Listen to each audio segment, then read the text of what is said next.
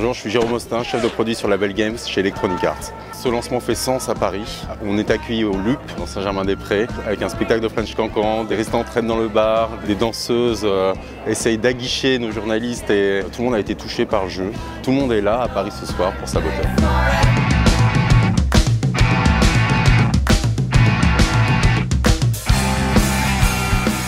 And first in this game, it's really about Sean as an origin story of a race car driver becoming a saboteur. The idea doesn't seem believable actually just on paper, but it is inspired actually by a real life person. We felt like our character should be relatable. We felt like he should be a guy who's kind of coming up through the ranks, a guy who's worked honestly as a mechanic. He has his flaws.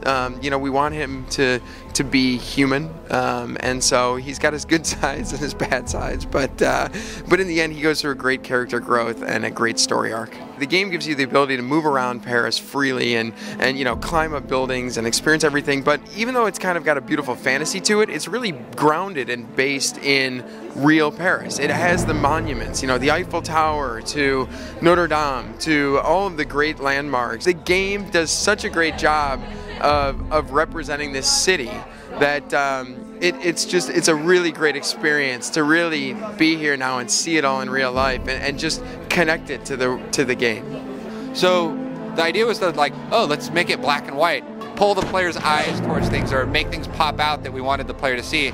And then from there we learned a lot from watching a lot of film noir, and then also it's definitely the Sin City movie. We learned a lot of tricks to make it look good in 3D space. They realized that they could take a very stylized approach and through a unique color palette could actually give the experience to the player of the oppression, the tone, the feeling of, you know, being in an occupied state. And that is the ability for the player to not only experience, you know, this black and white world, but through their actions of sabotage and revenge, actually bring color back to the world and inspire the people around them to stand up and fight back against this horrible occupation. A few of us have played like the whole game a couple times over, but at the same time, like some people have only gotten to play like the missions they work on because that's all they had time to do.